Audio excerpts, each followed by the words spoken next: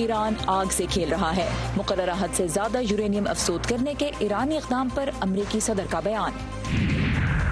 ایک دہائی میں بھارت اور پاکستان کے ایٹمی ہتھیار دگنے ہو گئے، جوہری ہمسایوں میں مذاکرات کا کتنا امکان ہے؟ اور ورچوئل ریالٹی ٹیکنالوجی پولیس کو سکھا رہی ہے ذہنی طور پہ معذور افراد کو ہینڈل کرنا۔ وائس آف امریکہ کے واشنگٹن اسٹوڈیو میں آپ سب کو خوش آمدید۔ ویو 360 کے ساتھ میں ہوں سارا زمان۔ امریکی صدر ڈونلڈ ٹرمپ نے کہا ہے کہ ایران آگ سے کھیل رہا ہے۔ ایران نے گزشتہ روز اعلان کیا تھا کہ اس نے بین الاقوامی جوہری معاہدے میں افزود شدہ یورینیم کی مقررہ حد سے تجاوز کر لیا ہے۔ 2015 میں کیے گئے بین الاقوامی جوہری معاہدے میں ایران کو پابند کیا گیا تھا کہ وہ 300 کلو گرام تک کم سطح کی افزود شدہ یورینیم پیدا کر سکتا ہے۔ ایران نے گزشتہ ماہ دھمکی دی تھی کہ وہ جلد یہ حد پار کر لے گا۔ واشنگٹن سے جو رد عمل سامنے آ رہا ہے ایران کے اس اقدام پہ، اس کی تفصیل جاننے کے لیے ہم چلیں گے اسد اللہ خالد کی جانب۔ اسد، تھوڑی ڈیٹیل بتائیے گا کہ صدر ٹرمپ نے کیا کہا ہے، کیا پیغام ہے ان کا ایران کے لیے؟ صدر ٹرمپ کی جانب سے سارا جو پیغام آیا اس میں تو سرٹنلی انہوں نے کہا کہ don't play with the fire اور Iran is playing with the fire, اس طرح کے کمنٹس جو تھے جس طرح سے آپ نے بھی مینشن کیا۔ لیکن اس کی ایران کی طرف سے جو کلیم کیا گیا ہے کہ یورینیم انہوں نے زیادہ افزودہ کر لیا ہے، ان کی جو لمٹ تھی اس سے تقریباً 2 کلو زیادہ، جو 2.2 kgs کی ایگزیکٹلی اس وقت جو ہے وہ خبر آ رہی ہے۔ الجزیرہ نے بھی کچھ دیر پہلے اور ایجنسیز نے بھی رپورٹ کیا ہے، لیکن IAEA کی جانب سے international atomic agency energy agency جو ہے اس نے بھی اس کو ویریفائی کیا ہے کہ ایران کی جانب سے یہ کیا گیا ہے۔ وائٹ ہاؤس کی جانب سے پہلے کہا گیا تھا کہ ایران پہلے بھی یہ حد جو ہے وہ کراس کر چکا ہے، لیکن اس سے پہلے ایران اس کی تو سرٹنلی تردید کر چکا ہے، لیکن IAEA کی جانب سے اس سے پہلے اس کی ویریفیکیشن کی جاتی رہی ہے کہ ایران جو ہے اس لمٹ کو فالو کر رہا ہے۔ کچھ اور سٹیٹمنٹس بھی تھے اور آگے جا کے حالات کیا ہو سکتے ہیں اس حوالے سے ایک رپورٹ دیکھتے ہیں، then we'll continue with the discussion. صدر ٹرمپ نے پیر کے روز صحافیوں کو بتایا کہ ان کے پاس ایران کو کہنے کو کچھ نہیں ہے۔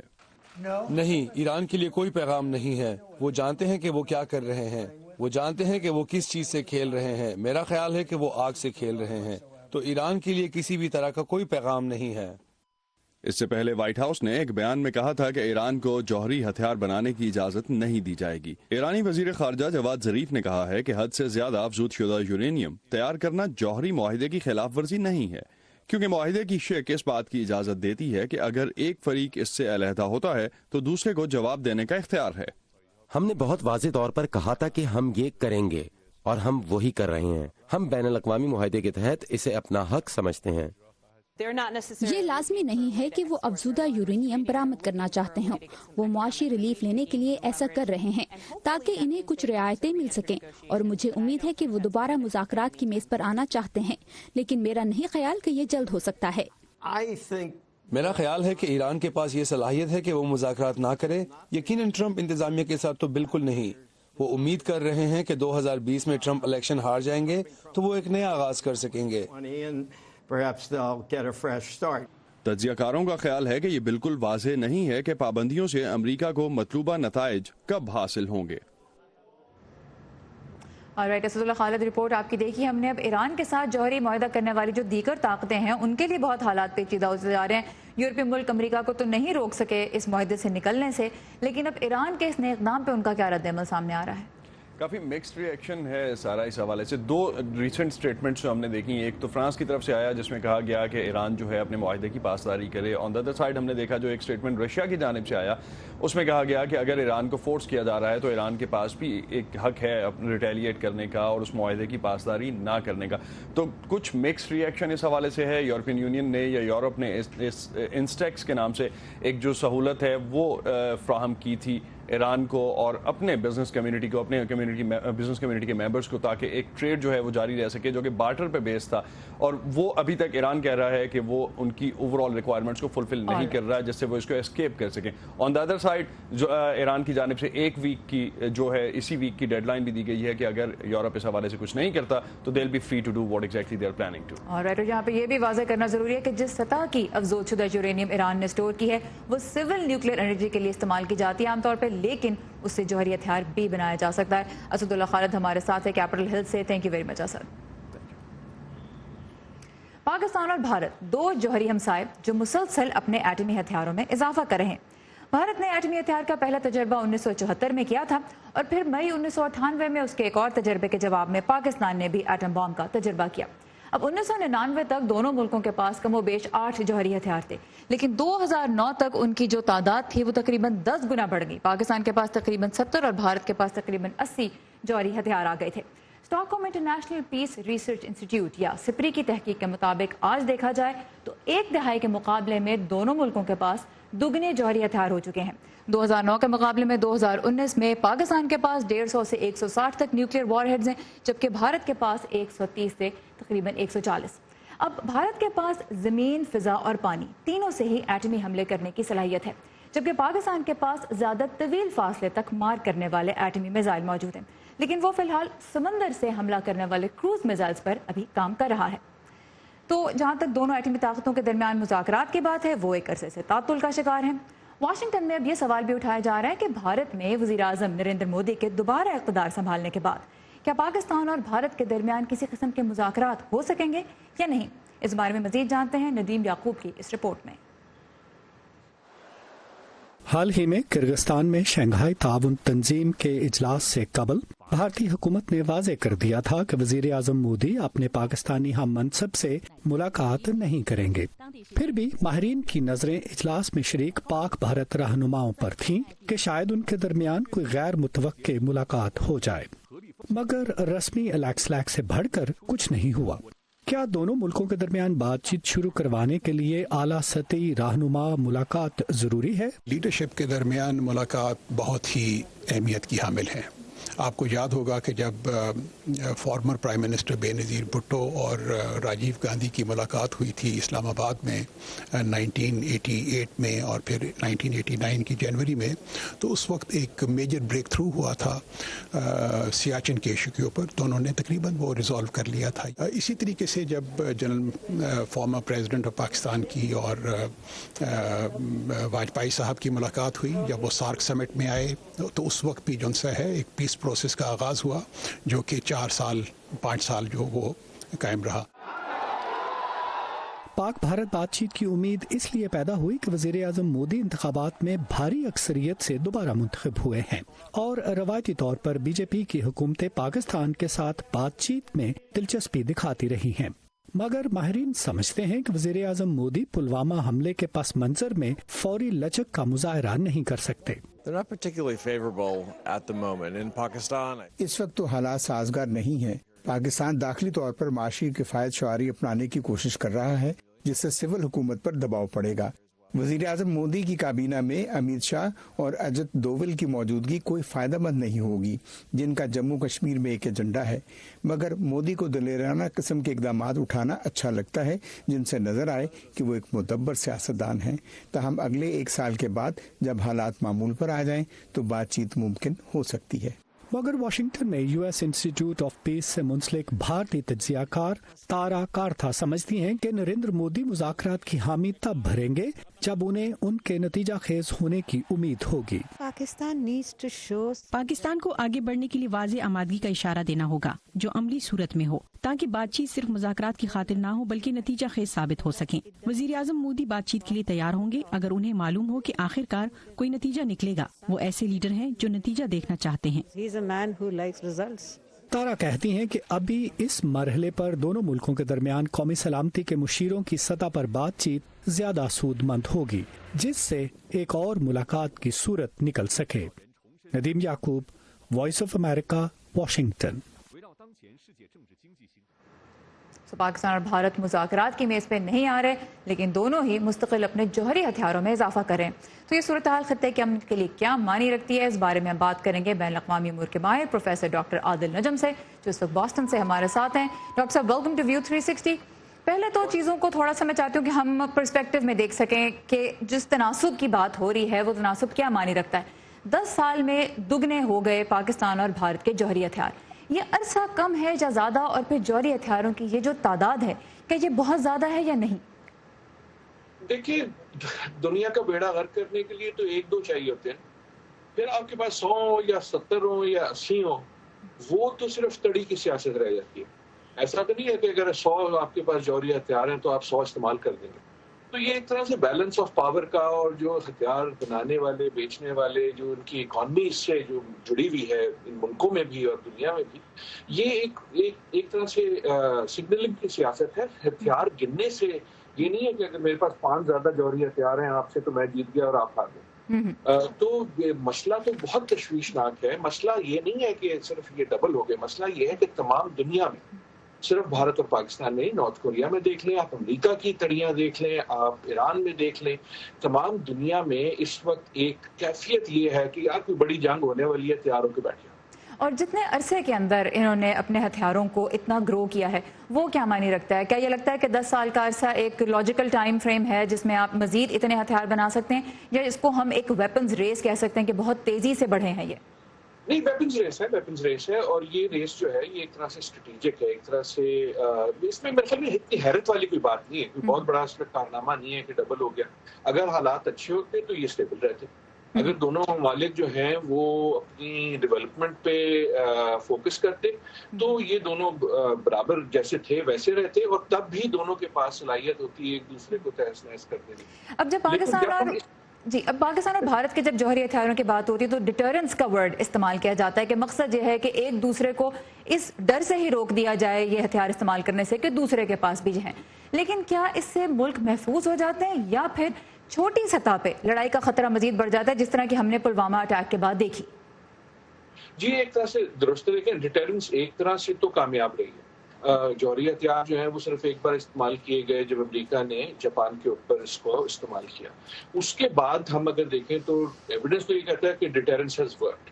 انڈیا اور پاکستان کے درمیان یہ بھی کہنا سچی بات ہے کہ ڈیٹرنس ہیز ورکڈ. دونوں جو ہیں اب تک جوہری ہتھیار کے حوالے سے بیان بازی اگر آپ ہٹا دیں تو بیسکلی ریسپانسبل اسٹیٹس رہی. ان کے کئی بار کشیدگی ہوئی ہے لیکن دے ہیو ہیلڈ بیک. لیکن نعرے کی حد تک ہم نے دیکھا ہے کہ ایک ایسکلیشن ہو جاتی ہے. یہ بھی درست ہے کہ جوہری ہتھیار ایک طرح سے کور دے دیتے ہیں چھوٹی اسکرمشز کا. لیکن میرے خیال میں جس وقت آپ وہ دیکھ رہے ہیں وہ ایک بڑی گیم کا حصہ اس طرح ہے کہ بھارت جو ہے ایک بڑی طاقت ہے، بھارت ایک اکنامک طاقت ہے، اور اس کا part of the strategy is کہ ہم افورڈ کر سکتے ہیں اکنامکلی اپنی فوجوں کو بڑھانا، اور اس طرح وہ ایک طرح سے کمزور پاکستان کو فورس کرتے ہیں کہ وہ اپنی زیادہ سے زیادہ جو پیسہ ہے وہ بھی فوج اور جوہری ہتھیاروں پہ خرچ کریں، جس کا نقصان پاکستان کو زیادہ. اب بھارت کی نو فرسٹ یوز کی پالیسی ہے کہ وہ پہلے حملہ نہیں کرے گا. پاکستان نے ایسی پالیسی ڈکلیئر نہیں کی ہوئی، یہ کتنا معنی رکھتا ہے امن کے لیے؟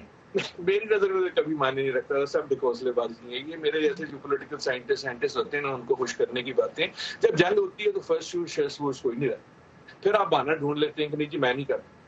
اور جو بیسکلی بھارت نے کہا ہے کہ ہم پہلی بار کر دیں گے، پاکستان نے کہا یار ہم کچھ نہیں کہتے، جس کا مطلب ہے اگر کرنا ہوگا تو ہم کر دیں گے. تو میرے خیال میں یہ سوائے سگنلنگ کے اس سے زیادہ کچھ نہیں ہے. اس وقت تشویشناک حالت بہت ہے، اور اس کا تعلق صرف جوہری ہتھیاروں سے نہیں ہے، اس کا تعلق دونوں ممالک میں جو ہے. پاکستان اکنامکلی ویک ہے، بھارت جو ہے اس میں جو آپ مائنورٹیز کو دیکھ لیں، جو ان کی ایک انٹرنل سچویشن ہے، وہ ایک جو بلیجرنس ہے، یہ ایک بہت وولٹائل مکس ہے جس میں غلطی ہونے کا امکان کہیں زیادہ ہے. بھارت جو ہے وہ کانفیڈنس سے غلطی کر سکتا ہے، اور پاکستان جو ہے وہ کارنرنگ میں غلطی کر سکتا ہے. اور جوہری ہتھیار کے حوالے سے ہونا یہ کوشش یہ ہونی چاہیے کہ غلطی کا امکان کم کیا جائے. فارچونیٹلی اس میں بڑی طاقتیں جو ہیں وہ کوئی کردار ادا نہیں. رائٹ. پروفیسر ڈاکٹر عادل نجم ہمارے ساتھ ہے بوسٹن سے، اور ایک بہت اہم ایشو کو ہم نے چند منٹوں میں لپیٹنے کی کوشش کی، لیکن ایک بڑا ٹاپک ہے جس کو ہم آنے والے شوز میں بھی ڈاکٹر صاحب کے ساتھ کور کرتے رہیں گے. بہت شکریہ آپ کے وقت کا. بہت شکریہ. بھارت اور پاکستان کی جس طرح ہم نے بات کی، جوہری ہتھیار تو ایک دہائی میں دگنے ہو گئے، لیکن ناقدین یہ سوال بھی اٹھاتے ہیں کہ اس سے دونوں ملکوں کے عوام کو کیا ملا. اقوام متحدہ کی ہیومن ڈیولپمنٹ انڈیکس پہ اگر نظر ڈالیں تو بھارت 189 ملکوں میں 189 ملکوں میں 130ویں نمبر پہ ہے، اور پاکستان 150ویں نمبر پہ. یعنی آبادی کا بڑا حصہ تعلیم، خوراک اور محفوظ رہائش جیسے بنیادی حقوق سے دونوں ہی ملکوں میں محروم نظر آتا ہے. پاکستان میں حال ہی میں غذائی سروے جب مکمل ہوا تو پتا چلا کہ 37% آبادی بھوک کا شکار ہے. ہر 10 میں سے 4 بچے غذائی قلت کے باعث کمزور ہیں، اور خواتین کی تو نصف آبادی میں خون کی کمی ہے. بھارت کی بات کریں تو دنیا بھر میں ہر 4 میں سے 1 بھوکا شخص بھارتی ہے. اس ملک میں بھی 18% بچوں کا غذائیت کی کمی کی وجہ سے نہ ہی عمر کے لحاظ سے قد مناسب ہے اور نہ ہی وزن. तो दोनों की मुस्तकबिल की जो जनरेशंस हैं वो बुनियादी तौर पे सेहतमंद ही नहीं है। अब दोनों मुल्कों में दिफा का बजट यकीनन एक बड़ा हिस्सा लेता है, पाकिस्तान में भारत से भी ज़्यादा, लेकिन ये भी सच है कि दोनों मुल्कों में बदउनवानी, धोखाधड़ी और नाअहली की वजह से भी वसाइल मुस्तहिक लोगों तक नहीं पहुँच पाते। अब भारत में मोदी हुकूमत फलाही प्रोग्रामों को दुनिया के सबसे बड़े बायोमेट्रिक शनाख्ती कार्ड मंसूबे से मुंसलिक कर रही है, जिसके तहत अब 1 अरब से ज़्यादा लोगों को कार्ड दिए जा रहे हैं। आइए चलते हैं भारत के गाँव में, जहाँ लोग कैश के बजाय डिजिटल अदायगियों से फ़ायदा उठा रहे हैं। भारत की रियासत हिमाचल प्रदेश के एक गांव टांडा में बैरो देवी पुरसुकून है कि उन्हें काम करने की उजरत मिल जाएगी। दीगर खवातीन के साथ वो हुकूमत की तरफ से रोजगार के एक प्रोग्राम के तहत काम कर रही हैं, जो गरीब दही खानदानों को सालाना 100 दिन काम करने की गारंटी देता है। बड़े मट्ठे मिलते थे। मुझे पहले कभी वक्त पर तनख्वाह नहीं मिलती थी, शायद बिल मंजूर नहीं हुए हों, लेकिन अब मेरी उजरत मेरे बैंक में जाती है और ताख़ीर नहीं होती। लोगों को वक्त पर तनख्वाहें मिलना तब शुरू हुई जब एक सरकारी बैंक और गांव के ओहदेदारों ने टांडा को एक डिजिटल गांव बनाने के लिए एक प्रोग्राम का आगाज किया। तमाम गांव वालों को बैंक अकाउंट्स खोलने के लिए आमादा किया गया। इन अकाउंट्स को बायोमेट्रिक आधार नामी शनाख्ती कार्ड्स के जरिए मुंसलिक किया गया ताकि अनपढ़ लोग भी इसे इस्तेमाल कर सकें। वो खुश हैं कि अब वो सिर्फ अपना आधार कार्ड दिखाकर और अंगूठा लगाकर रकम ले सकते हैं, जमा करा सकते हैं या ट्रांसफर कर सकते हैं। तो सब कुछ तब्दील हो रहा है। अब कोई बदनवानी नहीं होगी, कोई कमीशन नहीं लिया जाएगा। वो बराह रास्त और तेजी से इसका फायदा उठा सकेंगे। टांडा गांव के रिहायशी ये भी सीख रहे हैं कि किस तरह बैंकिंग सिस्टम को इस्तेमाल किया जाए जिससे दूसरे फायदे भी उठाए जा सकें। सेविंग हो रहा है लोगों का, लोग लोन ले रहे हैं, एजुकेशन लोन ले रहे हैं, बच्चों को पढ़ा रहे हैं। एग्रीकल्चर काफी बड़ा हमारा। और अपने स्मार्टफोन से ये लोग जदीद तरीके से सब्जियां, खाने पीने की अशिया और दीगर सामान भी खरीद सकते हैं। क्योंकि हमारे बच्चे भी दिखाते रहते हैं हमें कि मम्मी अब पुराना जमाना हो गया है, अब नया जमाना आ गया, आप भी मॉडल बनो, आप भी कमाओ खाओ। ऐसी ना तो हमें पता लगता है, हमें दिल में खुशी होती है, ज्यादा फायदा है। अब मेरे पास कुछ जमा पूंजी है, अगर कोई हंगामी सूरत हाल होती है तो मैं ये पैसे निकाल सकती हूँ। और एकदम से डिजिटल दौर में आने से ये हिमालयाई गांव कई लिहाज से तब्दील हो गया है। अंजना पसरीचा की रिपोर्ट के साथ Nilofar Mughal, voice of America. Bharat का ये प्रोग्राम किसी हद तक पाकिस्तान में बेनज़ीर इनकम सपोर्ट प्रोग्राम के नाम से शुरू होने वाले मंसूबे से भी मिलता जुलता नजर आता है। दुनिया भर से अहम खबरों के लिए आइए हमारी वेबसाइट urdu.voa.com पर। जर्मनी और कतर ने अफगानिस्तान के मुख्तलिफ गढ़ों के दरमियान 7 और 8 जुलाई को दोहा में मुज़ाकरात की मुश्तरका मेज़बानी का ऐलान किया है। इस खबर की तफसील आपको हमारी वेबसाइट पर मिलेगी। और अगर आपके इलाके में हमारी वेबसाइट नहीं काम कर रही तो आइए facebook.com/VOA उर्दू के पेज पे, जहां आपको हमारी तमाम तर कंटेंट बआसानी मिलेगी। तकरीबन 25 सालों तक अमेरिका में पैदा होने वाला प्लास्टिक, कागज और दीगर कचरा रिसाइकलिंग के लिए चीन भेजा जाता था। चीन में सनतें तरक्की कर रही थीं, उसे खाम माल की जरूरत थी, लेकिन जनवरी 2018 में चीन ने अचानक तमाम गैर मुल्की कचरे पे पाबंदी आयद कर दी ताकि माहौलियाती आलूदगी में वो कमी ला सके। लेकिन इससे अमेरिका के लिए एक चैलेंज पैदा हो गया कि वो अपने कचरे का क्या करे। इस मुश्किल से अमेरिकी रिसाइकलिंग कंपनियां कैसे निपट रही हैं, देखते हैं आज की इस रिपोर्ट में। अमेरिकी रियासत वर्जीनिया के इलाके मेनासिस में ये रिसाइकलिंग का एक गोदाम है। यहाँ से 40% कागज, प्लास्टिक और दीगर मवाद भेजा जाता था, लेकिन अब चीन ने दीगर मुल्कों से फुजला लेना बंद कर दिया है। रिपब्लिक सर्विसेज के स्टाफ का कहना है कि वो अब इसे इंडोनेशिया या वियतनाम जैसे मुल्कों में भेजेंगे, लेकिन इसमें एक मसला है। हर मुल्क इतना फुजला नहीं लेता जितना चीन लेता था। अशरों तक अमेरिका अपने रिसाइकिल मवाद का तकरीबन तीसरा हिस्सा चीन भेजता रहा है। सनती एदादो शुमार के मुताबिक 2017 में ये तकरीबन 280 मिलियन टन था, लेकिन 2018 में चीन ने प्लास्टिक, कागज और दीगर रिसाइकल्स मटेरियल पर दरामदाती पाबंदी लगा दी। अप्रैल में बीजिंग ने इस अज़म का फिर से इजहार किया कि वो 2020 तक ठोस फजले की दरामदाद में कमी कर देगा, जिससे कीमतों में खासी कमी आई है और अमरीकी रिसाइकलर्स को इसका नुकसान हो रहा है।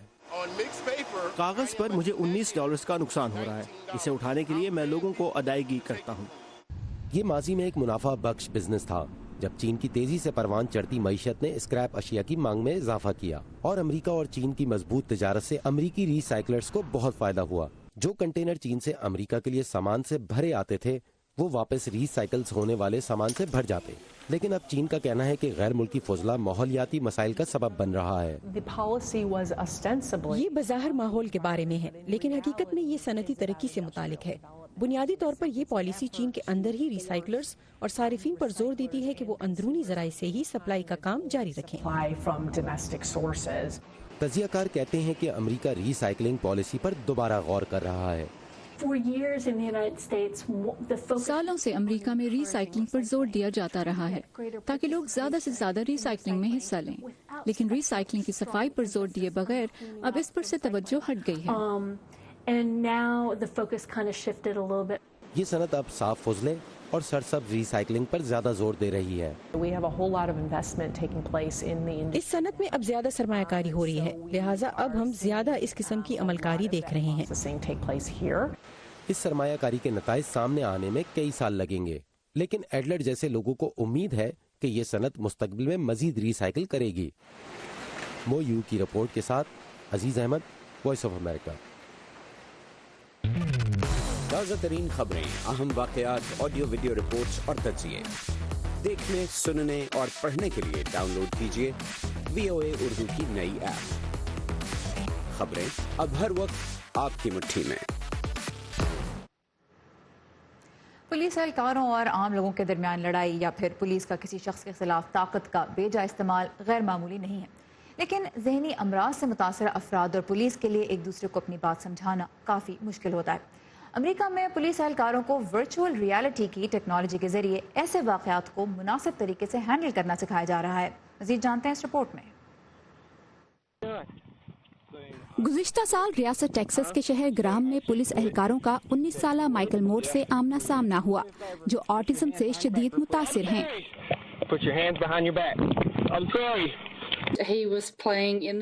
वो घर के अखबी सहन में खेल रहा था। मामला हमसायों की सादा सी शिकायत से शुरू हुआ कि माइकल बाड़ के पार से उन पर पत्थर फेंक रहा है। पुलिस ने उसे शिकंजे में जकड़ा, जमीन पर फेंका और 2 मरतबा टेजर से बिजली का झटका लगाया गया। इस तरह के वाकयात से बचने के लिए शिकागो की पुलिस को ऑटिस्टिक और दिमागी आर्जे में मुब्तला अफराद से निपटने के लिए वर्चुअल रियलिटी ट्रेनिंग दी जा रही है। इस ट्रेनिंग का खाका टेजर बनाने वाली मशहूर कंपनी एक्सॉन ने तैयार किया है। एक्सॉन के सीईओ पैट्रिक स्मिथ कहते हैं कि वो पुलिस को सिखाना चाहते हैं कि ऐसे लोगों से कैसे निपटा जाए जो ऑटिज्म से मुतासिर हैं और दूसरे लोगों के साथ बेहतर तौर पर बातचीत नहीं कर सकते। पुलिस के कुछ रवायती तरीक़ाकार जो वो किसी मुजरिम से निपटने के लिए इस्तेमाल करते हैं, किसी ऐसे शख्स के लिए नुकसानदेह हो सकते हैं जो जहनी बीमारी का शिकार हो। लिहाजा इन माहिरीन की मदद से टेक्नोलॉजी को काम में लाते हुए हम अहलकारों को इस तरह की हसास सूरत हाल से निपटने के लिए तरबियत देना शुरू कर सकते हैं। ऑटिज्म से मुतासिर शख्स से निपटते हुए अगर पुलिस एहलकार लाइट्स इस्तेमाल करते हैं या चीखते चलाते हैं तो इससे सूरत हाल बिगड़ सकती है। स्मिथ कहते हैं कि पुलिस इस मसले को तस्लीम करना और बेहतर तौर पर इससे निपटना सीख रही है। अमरीकी हुकूमत के मुताबिक 40 में से एक शख्स ऑटिज्म का शिकार है, लिहाजा ऐसे अफराद से उनका सामना लाजमी होगा, लेकिन इसका इख्तिताम बुरे तजर्बे के साथ होना जरूरी नहीं। अगर वो 5 मिनट के लिए मेरा दरवाजा खटकाकर तस्दीक कर लेते कि हाँ वो यहाँ रहता है और मैं उसकी माँ हूँ, तो सूरत हाल मुख्तलिफ हो सकती थी। एक्सॉन का कहना है कि वो अमेरिका भर में पुलिस महकमों को ये ट्रेनिंग मुहैया करेंगे। केविन नॉक के साथ वर्दा खलील, वॉइस ऑफ अमेरिका। इसी के साथ खत्म होता है आज का व्यू 360। फीडबैक के लिए आइए facebook.com/VOA उर्दू के पेज पे। ताज़ा तरीन खबरें आपको मिलेंगी उर्दू VOA.com पर। सारा ज़मान को इजाज़त दीजिए। खुदा हाफ़िज़।